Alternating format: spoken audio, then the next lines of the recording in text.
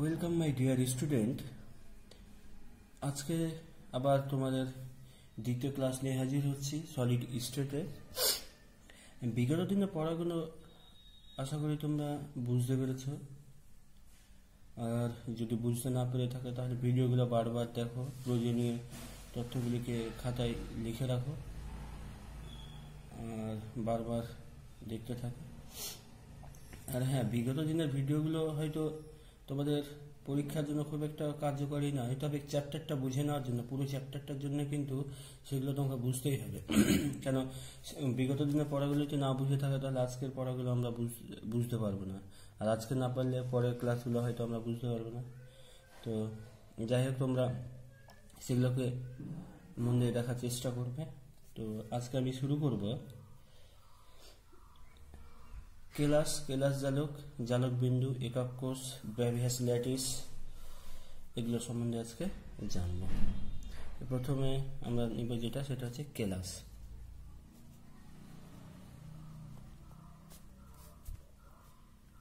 কেলাস কি? কেলাসের একটা উদাহরণ বলেছিলাম, বাস্তব উদাহরণ, যে চিনি বা লবণ যদি আমরা নিই, তো লবণের একটা কণা বা চিনির একটা কণা এক একটা কিন্তু ল্যাটিস, কেলাস আর কি। ঠিক আছে? তো এই কেলাসগুলি গঠনকারী কিছু কণা থাকবে, গঠনকারী কণা, যেগুলো হচ্ছে একদম মনে রাখতে হবে আমাদের, অণু, পরমাণু, আয়ন। ঠিক আছে? এবং এই গঠনকারী কণাগুলি কেলাসের মধ্যে সুষমভাবে, কিভাবে সুষমভাবে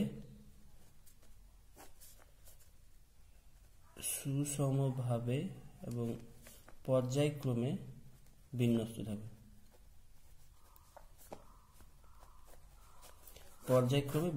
থাকবে, তো এই কেলাসগুলোর একটা নির্দিষ্ট আকৃতি থাকবে। তোমাকে একটা পিকচার আমি এঁকে দিচ্ছি আর কি, এরকম। এই পিকচারটা দিয়ে আমরা কেলাসের সংজ্ঞাটা জেনে নেব। এই পিকচারটা তোমরা আশা করি আঁকতে পারবে, কারণ এইগুলো আমরা খুব এঁকেছি, খেলার ছলে হোক বা প্রয়োজন অপ্রয়োজন আমরা খুব এঁকেছি। তো বলছি এইরকম হবে কেলাসটা। ঠিক আছে? আর কেলাসের এই বিন্দুগুলো হচ্ছে এক একটা কৌণিক বিন্দু। ঠিক আছে? এখানে কৌণিক বিন্দু বলছি, কিন্তু এইখানে যখন যে গঠনকারী কণাগুলো যদি থাকে তাহলে সেটাকে আমরা তখন বলবো কেলাস। ঠিক আছে? কেলাস মানে কণাগুলি থাকবে এই সব জায়গাগুলোতে। তো সংজ্ঞাটা তাহলে কি বলে লিখবো আমরা এবার। তো তার আগে বলে দিচ্ছি যে দেখো, এদের কি হচ্ছে, একটা নির্দিষ্ট জ্যামিতিক আকৃতি থাকবে। কেলাসের একটা নির্দিষ্ট জ্যামিতিক আকৃতি থাকবে, কিছু তল থাকবে, নির্দিষ্ট কিছু তল থাকবে, আর এটা হবে সমসত্ব কঠিন পদার্থ, যার কণাগুলি বললাম যে সুষমভাবে এবং পর্যায়ক্রমে বিন্যস্ত থাকবে। তাহলে লিখো যে নির্দিষ্ট জ্যামিতিক আকৃতি বিশিষ্ট, নির্দিষ্ট জ্যামিতিক আকৃতি বিশিষ্ট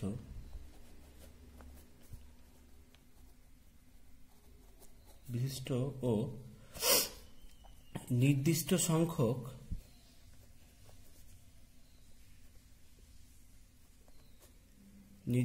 সংখ্যক সমতল দ্বারা, এই তো সমতলগুলো, সমতল দ্বারা সীমাবদ্ধ রয়েছে। নির্দিষ্ট সংখ্যক সমতল দ্বারা সীমাবদ্ধ সমসত্ব কঠিন পদার্থ, অবশ্যই এটা সমসত্ব কঠিন হবে, সমসত্ব কঠিন পদার্থ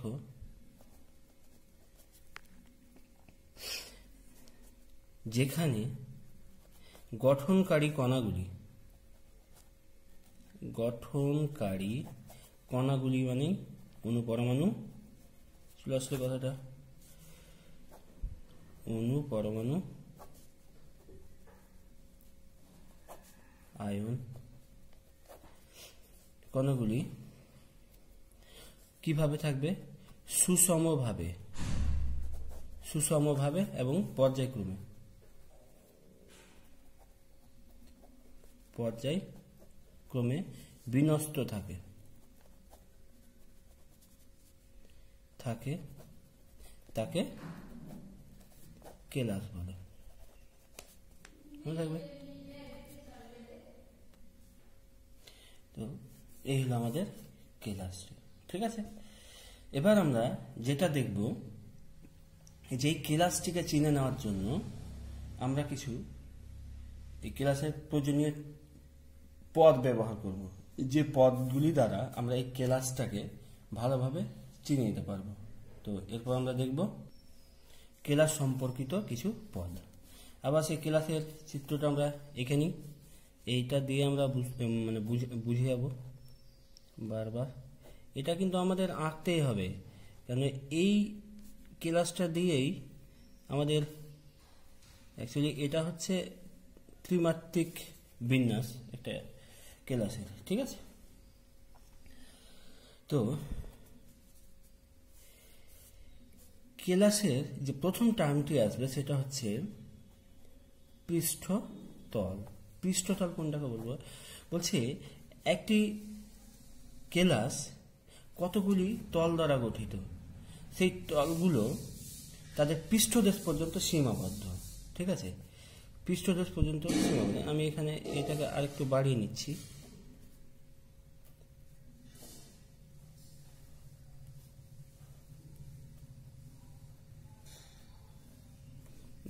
তাহলে এই যে এই তলগুলো কি হচ্ছে? পৃষ্ঠতল। তার মানে যে এক একটা ক্লাস কতগুলো তল দ্বারা সীমাবদ্ধ, এবং সেই তলগুলো যতদূর পর্যন্ত তাদের পৃষ্ঠদেশ পর্যন্ত যে সীমাবদ্ধ থাকে সেটাকে বলবো আমরা পৃষ্ঠতল। তো একটা এবার বলি যে একটা ক্লাসের বা একটা কিউবের কতগুলো পৃষ্ঠতল আছে। তোমাদের একটা কথা বলি, যে তুমি যে জায়গাটায় বসে ধরো আমার ভিডিওটি দেখছো, তুমি যে ঘরটাতে, সেই ঘরটার মেঝেটাকে একটা তল ভাবো। ঠিক আছে, সেই মেঝেটা তোমার মাথার উপরে একটা তল, তো কত হলো? দুটো। তোমার সামনে একটা তল, পিছনে একটা তল, চারটে। বাম দিকে একটা, ডান দিকে একটা, তাহলে কটা হলো? ছটা তল। তাহলে ছটা তল যে মানে পৃষ্ঠদেশগুলোকে বলবো আমরা কি? পৃষ্ঠতল। তাহলে একটা কিউবের বা একটা ক্লাসের কতগুলো তল পেলাম আমরা? 6টি তল পেলাম, পৃষ্ঠতল। ওকে, এবার যে আমরা যে টার্মটি আমরা দেখব সেটা হচ্ছে ধার বা কিনারা। ধার বা কিনারা কোনটাকে বলে? বলছে এগুলোকে বলছে ধার। তার মানে কি? এগুলোকে এক একটা পৃষ্ঠতল। বলছে দুটো পৃষ্ঠতলের মিলন স্থলকে বলা হয় ধার বা কিনারা। সেটা কি বলছে? দুটি পৃষ্ঠতলের মিলন স্থলকে ধার বা কিনারা বলে। ঠিক আছে, তাহলে এই যে একটা কেলাস বা একটা কিউব বা একটা ঘন, এর কটি ধার বা কিনারা রয়েছে? তোমরা এখান থেকে দেখতে হয়তো অসুবিধা হবে, আমি সরাসরি তোমাদের এখানে একটা ছবি এঁকে দিচ্ছি। এই ছবিটা থেকে যাই হোক, একটু একদম সহজভাবে এই ধরো একটা আঁকলাম, তাহলে কটা তল পাচ্ছি? কিনারা পাচ্ছি 4টে। আর একটা এঁকে দিলাম, এর কটা পাচ্ছি? 4টে। তাহলে কটা হলো? 8টা। 9, 10, 11, 12। তার মানে দুটো কিউব দিয়ে আমরা কটা পেলাম? 4, 4, 8টা পাচ্ছি। আর এই যে 9, 10, 11, 12, তাহলে কিনারা কটি পেলাম? 12টি। কিনারা বা ধার পেলাম আমরা 12টি। এবার যে টার্মটি আসবে, যে পদটি এই ক্লাসটিকে চিনে নেওয়ার জন্য, অন্তঃপৃষ্ঠীয় কোণ। অন্তঃপৃষ্ঠীয় কোণ বলছি দুটো পৃষ্ঠতলের মধ্যবর্তী কোণকে বলছে অন্তঃপৃষ্ঠীয় কোণ। ঠিক আছে, তো আমরা ওই ছবিটা আর রাখছি না, আমরা এখানে দেখে নিচ্ছি এই জায়গাটাতে। এই যে এটাকে বলছে আমরা অন্তঃপৃষ্ঠীয় কোণ, বা এটাকে বলছে অন্তঃপৃষ্ঠীয়, মানে দুটো পৃষ্ঠতলের মধ্যবর্তী কোণকে। ঠিক আছে, দুটি পৃষ্ঠতলের মধ্যবর্তী কোণকে অন্তঃপৃষ্ঠীয় কোণ বলে। তাহলে এই ছিল আমাদের কেলাস এবং কেলাস সম্পর্কিত কিছু প্রয়োজনীয় তথ্য। ঠিক আছে, এবার যেটা দেখব কেলাস জালক।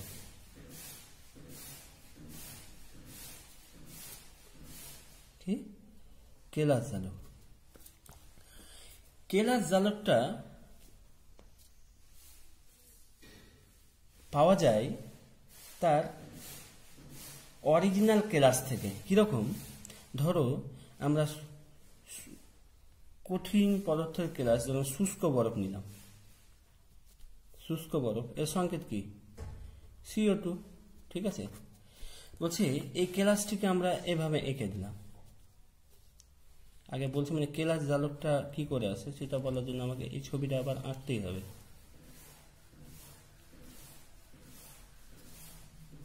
আচ্ছা, কথা হচ্ছে এবার যে এই যে কেলাসটা গঠন করেছে সেখানে গঠনকারী কণাগুলি কি কি? এই শুষ্ক কার্বন ডাই অক্সাইড। ঠিক আছে, তো ধরো এইখানে কার্বন ডাই অক্সাইডগুলোকে আমি রাখলাম কোথায়? এই কৌণিক বিন্দুগুলোতে, কোন এই জায়গাগুলোতে। ঠিক আছে,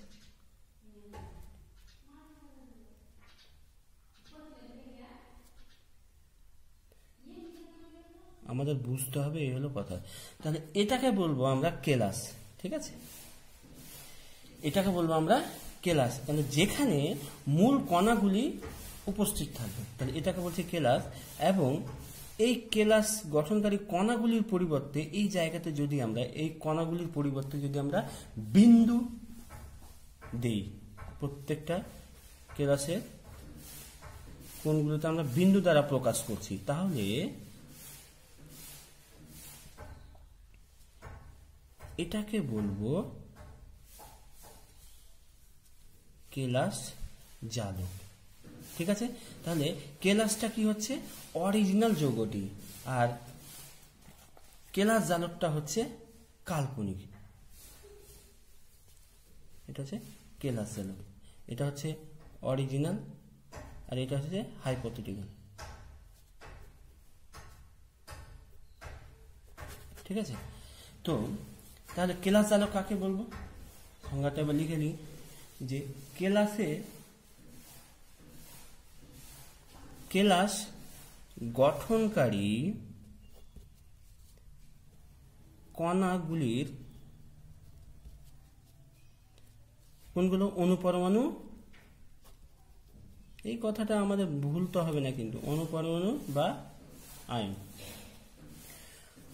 কেলাস গঠনকারী কণাগুলির অবস্থানকে, এই অবস্থানকে যদি আমরা বিন্দু দ্বারা প্রকাশ করি, অবস্থানকে বিন্দু দ্বারা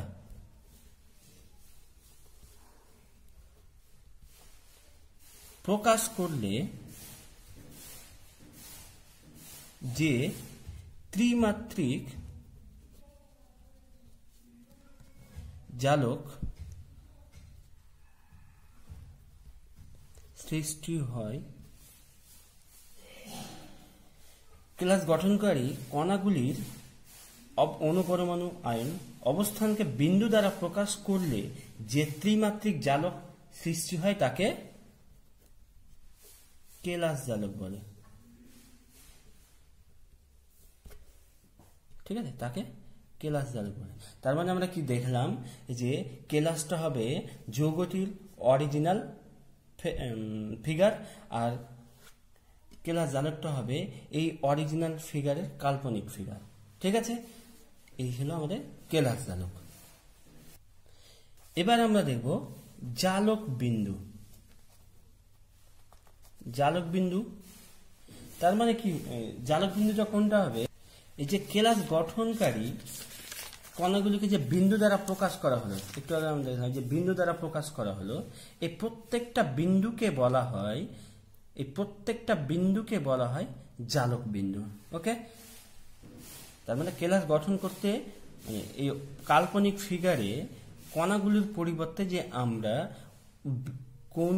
কোনগুলোতে আমরা বিন্দু মানে আসল কণার পরিবর্তে আমরা কণাগুলোকে বিন্দু আকারে নিচ্ছি, আসল কণার পরিবর্তে আমরা সেই কণাগুলোকে বিন্দু আকারে নিচ্ছি, তাহলে সেটাই হলো, সেগুলোই হচ্ছে এক একটি জালক বিন্দু। এখানে কটি জালক বিন্দু আছে? 8টি জালক বিন্দু আছে। ঠিক আছে, তাহলে সংজ্ঞাটা আবার লিখে ফেলি যে কেলাস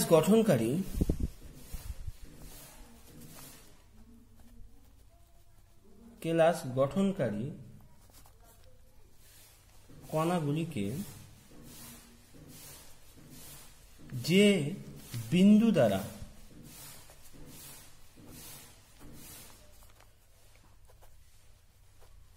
প্রকাশ করা হয় তাকে জালক বিন্দু বলে। ওকে, এটা আমাদের জালক বিন্দু। এবার আমরা যেটা পড়ব একক কোষ।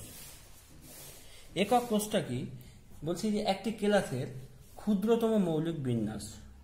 একটা বাস্তব উদাহরণ দিয়ে বলছি, ধরো একটা বাড়ি একটা রুম তৈরি হচ্ছে, সেই রুমের বা সেই ঘরটা ধরো আকৃতি বা আকার হচ্ছে আয়তকার।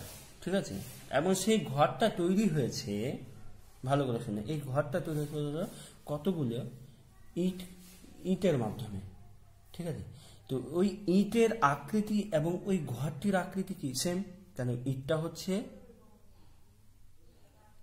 আয়তকার আর ঘরটি হচ্ছে আয়তকার, এবং এই ইটটাকে দেখা আর এই ঘরটাকে দেখা একই রকম। তার মানে কি, ইটটা হচ্ছে মানে ঘরটা হচ্ছে পুরো কেলাস, এবং সেই কেলাসটা গঠন করার জন্য এই যে এক একটা ইটকে পর্যায়ক্রমে এবং সুষমভাবে সাজিয়েছি, তাহলে আমরা এই ইটটাকে বলবো এক একটা একক কোষ। বোঝা গেল? এই এক একটা ইটকে বলবো আমরা একক কোষ। তার মানে ব্যাপারটা হচ্ছে যে একক কোষটার মধ্যে পুরো কেলাসটার ফিগারটা মানে লুকিয়ে থাকবে এর মধ্যে, পুরো কেলাসটা। ঠিক আছে, একক কোষের মধ্যে। তাহলে একক কোষের সংজ্ঞাটা লিখে নিই। আমরা যাই কিছু করব না কেন, এটা কিন্তু ত্রিমাত্রিক অঞ্চলে, আমি আবারও বলছি, এটা হবে ত্রিমাত্রিক অঞ্চলে। আমি হয়তো একক কোষ কিভাবে বের করব সেটা আমি দ্বিমাত্রিক জালকের মাধ্যমে আমি বুঝিয়ে দিতে পারবো। ঠিক আছে, এবং সেটার উপর বেশ করে আমি ত্রিমাত্রিক অঞ্চলের ব্যাপারটাকে ভাবতে পারবো, কল্পনা করতে পারবো, কিন্তু আমি ত্রিমাত্রিকভাবে হয়তো দেখানো সম্ভব হবে না আমার দ্বারা। ঠিক আছে, তো এবার আমরা আগে একক কোষের সংজ্ঞাটা লিখে ফেলি। লিখো যে কোনো কেলাস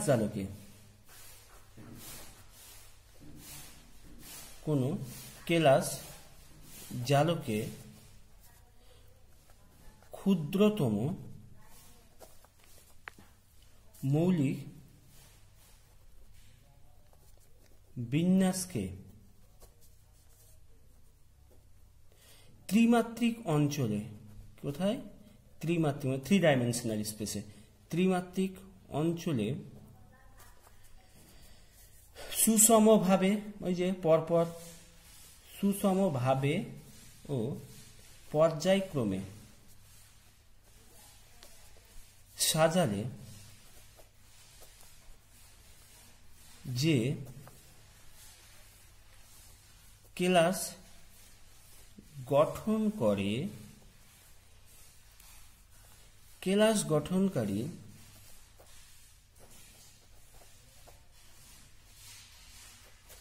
সেই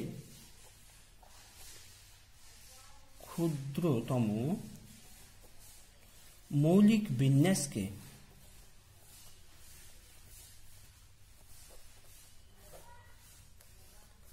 একক কোষ বলে।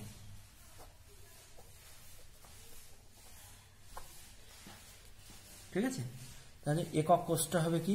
3 ডাইমেনশনাল স্পেসে একটি কেলাসের ক্ষুদ্রতম মৌলিক বিন্যাস। এক কথায় একক কোষ যদি বলে, লিখবে যে কেলাসের ক্ষুদ্রতম মৌলিক বিন্যাসকে একক বলে। ঠিক আছে। এবার আমরা দেখব যে একক কোষ হওয়ার শর্ত কি।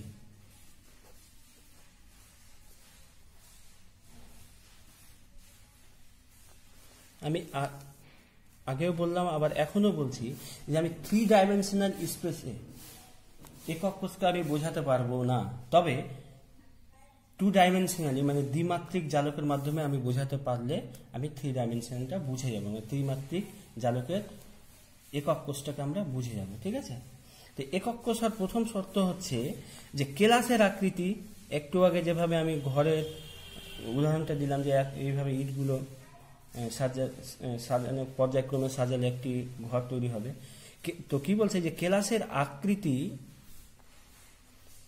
ও একক কোষের আকৃতি একই হতে হবে। দেখলাম তো ঘর এবং ঘর যে তৈরি হলে ইটগুলোর আকৃতি একই হতে হবে। নাম্বার 2, একক কোষের পুনরাবৃত্তি। একক কোষের পুনরাবৃত্তির ফলে পুরো ক্লাসটাকে পাওয়া যাবে, ব্যাস তাই হবে। তাই দেখলাম এই ঘরের ক্ষেত্রে পুরো ক্লাসটি পাওয়া যাবে। নাম্বার 3, যে মৌলিক বিন্যাসটিকে, তার মানে যে এই ইটটাই হবে মানে ক্ষুদ্রতম একটা বিন্যাস।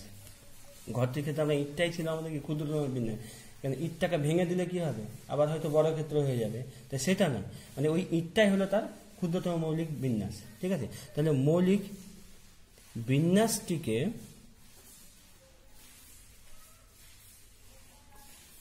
ক্ষুদ্রতম হতে হবে। ঠিক আছে, তাহলে এটা বোঝার জন্য আমি আগেই বলছি যে আমাকে দ্বিমাত্রিক জালকের মাধ্যমে বোঝাতে হবে। তো আমি এভাবে মানে একটা ক্লাস আঁকছি যার দৈর্ঘ্য প্রস্থ আমি সমান, মানে বর্গাকার একটা ক্লাস আঁকছি। দেখো 1 2 3 4 5 6 7, তোমরাও আঁকো। দেখো এরকম একটা ছবি এঁকেছি, এটা কি একটা বর্গাকার। দেখো এদিকে 7টি আমি কণা দিয়েছি, এদিকে 7টি কণা দিয়েছি, প্রত্যেকটাতে 7টি করে আছে। ঠিক আছে, তাহলে এটাকে যদি আমরা পুরো ক্লাস বলি, ঠিক আছে, তাহলে এই একটা ক্লাস, এই একটা বর্গক্ষেত্র, এটা একটা কি একক কোষ, এটাও একটা একক কোষ। ঠিক আছে, এভাবে সাজালে এখন একক কোষ হওয়ার শর্তগুলোকে তো ফুলফিল করতে হবে। আগে আমি এঁকে দিচ্ছি আর কি মন মতো করে। এই একটা একক কোষ মানে সম্ভাবনা আর কি, দেখা যাক আসলে কোনটা হবে। এই একটা, তো বলছি এই পুরো একটা ক্লাস এবং ওই প্রত্যেকটাকে আমরা একক কোষ হিসেবে ধরে নিচ্ছি, দেখা যাক আমরা কোনটা পাচ্ছি। তো প্রথম শর্তটা বলছে যে ক্লাসের আকৃতি ও একক কোষের আকৃতি একই হতে হবে। এটা যদি পুরো ক্লাস হয়, এর আকৃতি হচ্ছে বর্গক্ষেত্র, এবং প্রত্যেকটার আকৃতি তাহলে কি হবে, একক কোষের আকৃতি বর্গক্ষেত্র হতে হবে। তাহলে এটা কি বর্গক্ষেত্র, এটা বর্গক্ষেত্র নয়, এটা বর্গক্ষেত্র নয়, এটা বর্গক্ষেত্র, তার মানে এটা আর এটা বাদ পড়ে যাচ্ছে, তার মানে এটা একক কোষ হতে পারে না। ঠিক আছে, তাহলে এবার বাকি দুটো দেখি। বাকি দুটো কি বলছে, যে ক্লাসের আকৃতি এবং একক কোষের আকৃতি একই, তার মানে এটাও বর্গক্ষেত্র, এটাও বর্গক্ষেত্র। ক্লাসের আকৃতি যেহেতু বর্গক্ষেত্র, 1 নম্বর শর্ত ফুলফিল করলে। 2 নম্বর শর্ত কি বলছে, একক কোষের পুনরাবৃত্তির ফলে পুরো ক্লাসটিকে পাওয়া যাবে। তার মানে এটাকে যদি আমি বারবার সাজাতে থাকি তাহলে কি হবে, পুরো ক্লাসটাকে পেয়ে যাব, মানে এই ক্ষুদ্রতম বর্গক্ষেত্র দিয়ে পুরো ক্লাসের বর্গক্ষেত্র, ক্লাস আকৃতি বর্গক্ষেত্রটা সেটা আমরা পেয়ে যাব। ঠিক এটাকে যদি আমরা সাজাই, সেটাকেও সেভাবে সাজালেও আমরা পেয়ে যাব। তার মানে কি প্রথম দ্বিতীয় দুটোই শর্ত ফুলফিল করছে, তাহলে আরেকটা শর্ত আমাদের বাকি থেকে গেল কি, যে মৌলিক বিন্যাসটিকে ক্ষুদ্রতম হতে হবে। আমি যদি এটাকেও মৌলিক বলি, এটাকেও মৌলিক বলি, তাহলে এই দুটোর মধ্যে যেটা ক্ষুদ্রতম হবে সেটা হবে তার একক কোষ। ঠিক আছে, তাহলে দেখে নিই কোনটা ক্ষুদ্র, এটা, তার মানে মৌলিক কোষ হবে এটা, মৌলিক বিন্যাসটি হবে এটা, এবং একক কোষ যেটা হবে সেটা হচ্ছে এটা। ঠিক আছে, ওকে। কিন্তু আমি একটা কথা বলেছি যে এটা কিন্তু দ্বিমাত্রিক জালকের ক্ষেত্রে, ত্রিমাত্রিক জালকের ক্ষেত্রে ঠিক এইরকমই আসবে, কিন্তু ত্রিমাত্রিক জালক আঁকাটা খুব কষ্টকর। ঠিক আছে, তোমরা বইয়ের মধ্যে দেখে নিবে ত্রিমাত্রিক একক কোষটা কিরকম। জাস্ট আমি একক কোষটা আছি, সেখানে আমরা কিছু প্রয়োজনীয় বৈশিষ্ট্য আছে, সেই বৈশিষ্ট্যগুলো আমরা এবার দেখব। এবার চলো আমরা ত্রিমাত্রিক একক কোষটা দেখি। এই ত্রিমাত্রিক একক কোষ এর ফিগারটা এঁকে নিই আমরা। এই যে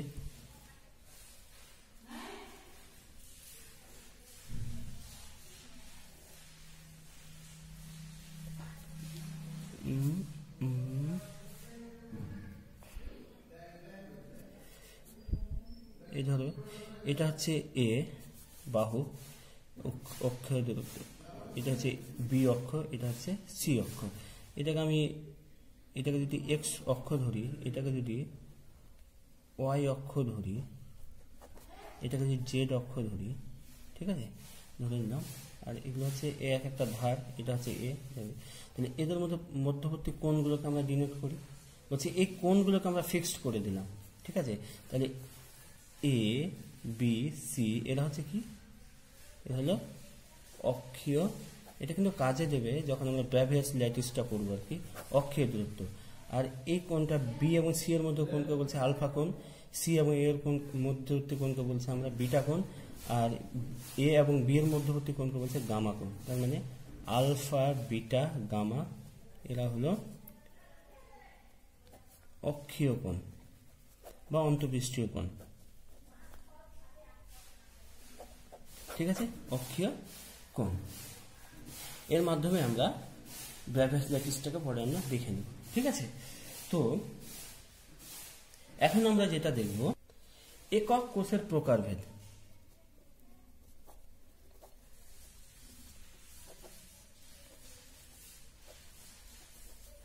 একক কোষের প্রকারভেদ 1 নম্বর, একক কোষ বলছে 4 ধরনের। কি কি? নাম্বার 1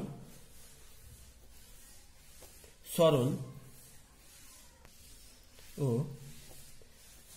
আদি একক কোষ। নাম্বার 2 দেহকেন্দ্রিক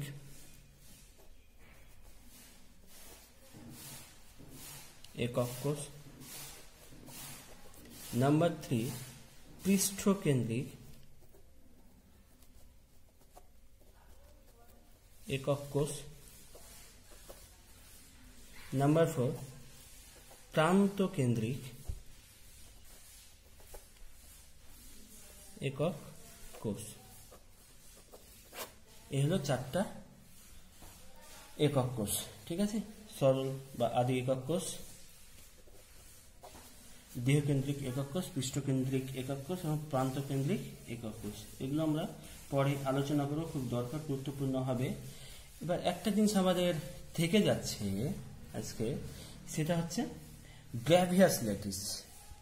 এই একক কোষগুলির মধ্যে ব্র্যাভিয়াস 14টি ল্যাটিসের কথা বলেছিলেন। কটি? 14টি। পরীক্ষায় কিন্তু দেয় যে ব্র্যাভিয়াস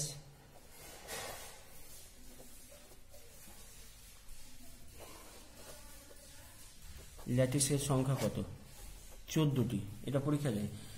কিরকম বলে দিল, অপশান দিয়ে দিবে, 14টি, 12টি, 16টি, 20টি, কোনটা হবে আমাদের জানা থাকলে আমরা এটাকে বলে দিতে পারবো। তো ব্র্যাভিয়াস ল্যাটিসের সংখ্যা কতগুলো? 14টি। ঠিক আছে, তো এই 14টির মধ্যে সরল আদিকলা কোষ বা দেহকেন্দ্রিক কোষ, পৃষ্ঠকেন্দ্রিক একক কোষ বা প্রান্তকেন্দ্রিক একক কোষ কতগুলো হবে সেটাও তিনি বলেছিলেন। কি বলেছিলেন দেখে নিন। এই 14টি ব্র্যাভিয়াস ল্যাটিসের মধ্যে উনি বলেছিলেন যে 7টি হবে সরল বা আদি একক কোষ,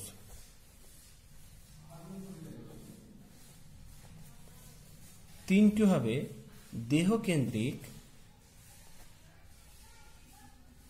একক কোষ, দুটি হবে পৃষ্ঠকেন্দ্রিক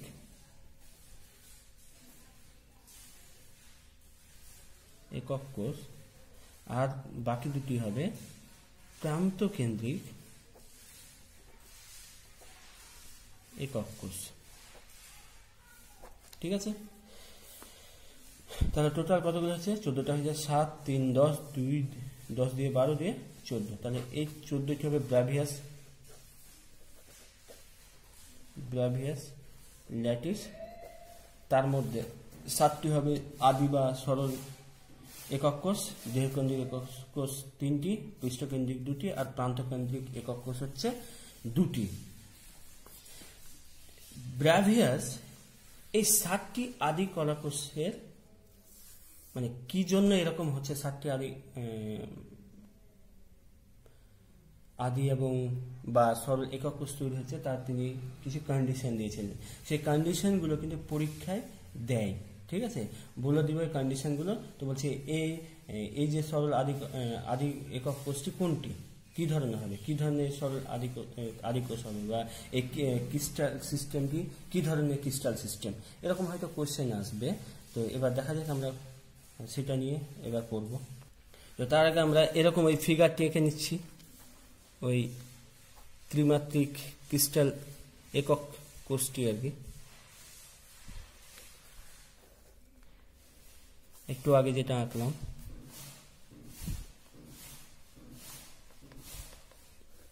এই বাড়িয়ে দিলাম এক্স ওয়াই জেড, এটাকে কি বলেছিলাম এ, এটাকে বি, এই অক্ষটাকে সি, এই বি এবং সি এর মধ্যবর্তী কোণকে আলফা, এই বি এবং এর মধ্যে বিটা, আর এ এবং সি এর মধ্যে হচ্ছে গামা, ঠিক আছে। তো আমি একটু সবটা লিখে দিচ্ছি আর কি, আমি এরকম একটা চার্ট তৈরি করে নিয়েছি। হ্যাঁ, আমাদের এখানে অক্ষের দূরত্বের হেরফের, যে এ বি সি অক্ষের দূরত্বের হেরফের হবে, হেরফের হওয়ার পরে কিন্তু আমাদের পিকচারগুলো হলো খুব ভালো হয়, কিন্তু আমাদের পিকচার দরকার নেই, পরীক্ষায় আমাদের পিকচার আঁকতে আসবে না, আসবে যে এই কন্ডিশন বলে দেবে আর কি, আর বলে দেবে ক্রিস্টাল সিস্টেমটা কি হবে, অক্ষের দূরত্বের কন্ডিশন বলবে, অক্ষীয় কোণের কন্ডিশন বলে দেবে, আর বলবে যে এখান থেকে ক্রিস্টাল সিস্টেমটি কি হবে, এভাবে আমরা দেখবো আর কি, ঠিক আছে।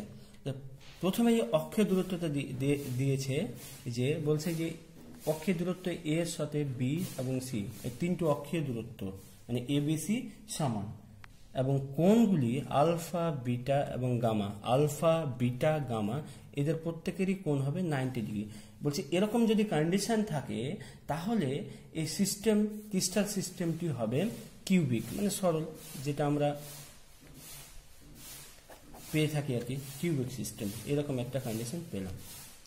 বলছে আর একটা শর্ত আছে, বলছি যে এ বি সমান হবে কিন্তু সিটা সমান না হতে পারে, যদি সমান না হয় এ সমান বি হবে নট ইকুয়াল টু সি, এবং কোণগুলো কিন্তু তাদের আলফা সমান বিটা সমান গামা সমান 90 ডিগ্রি। বলছি এরকম কন্ডিশন যদি হয় তাহলে এই সিস্টেম ক্রিস্টাল সিস্টেমটি হবে টেট্রাগোনাল,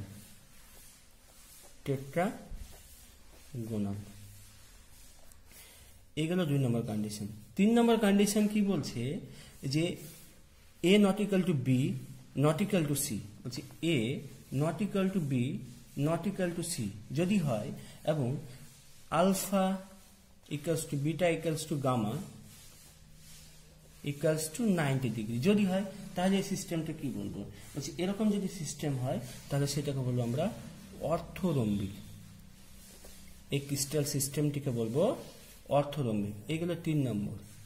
4 নম্বর শর্ত কি বলছে, যে আবার সেই অক্ষীয় দূরত্বগুলো এ সমান বি সমান সি, এ সমান বি সমান সি, কিন্তু বলছে alpha equals to beta equals to gamma not equals to 90 degree. বলছে আলফা বিটা গামা এরা এই কোণগুলো 90 ডিগ্রি তখন আর থাকবে না, যদি এরকম অক্ষীয় দূরত্ব সমান কিন্তু কোণগুলো 90 ডিগ্রি হবে না।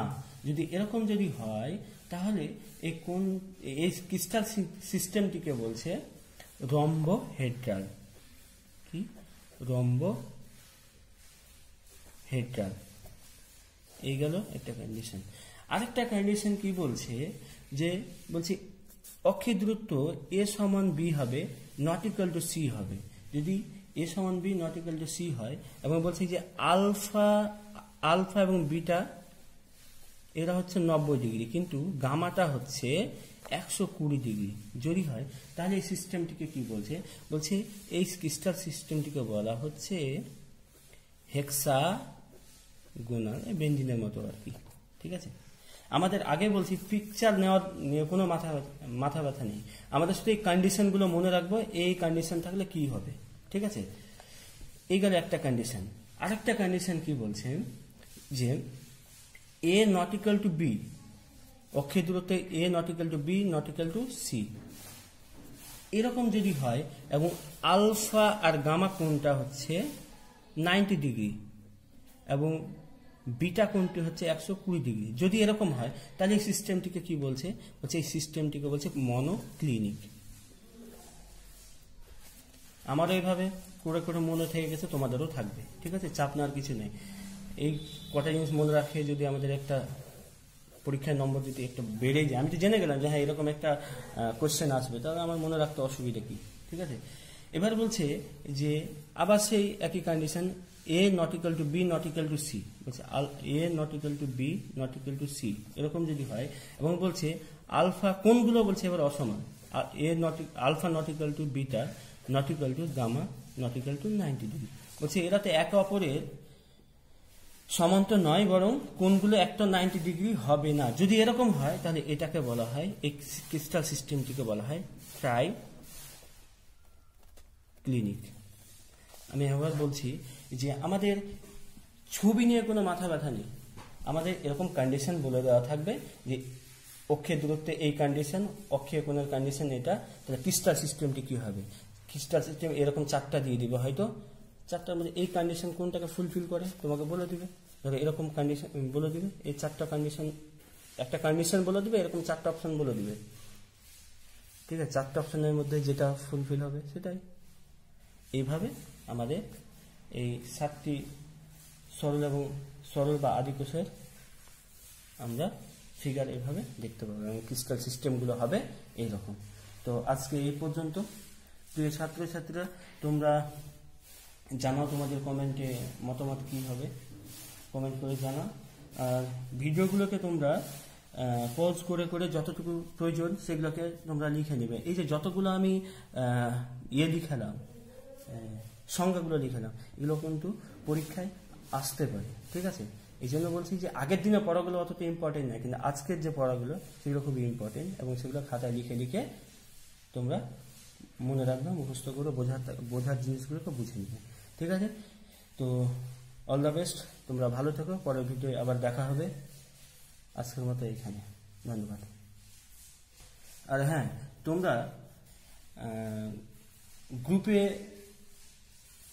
ভিডিও দেওয়ার আগে তোমরা যদি তার আগে আমার চ্যানেলটি সাবস্ক্রাইব করে নাও, তাহলে আমি যখনই আপলোড করবো তোমরা সঙ্গে সঙ্গে নোটিফিকেশন পেয়ে যাবে, তাহলে তোমাদের আর গ্রুপে SMS করার বা পোস্ট করার অপেক্ষায় থাকতে হবে না।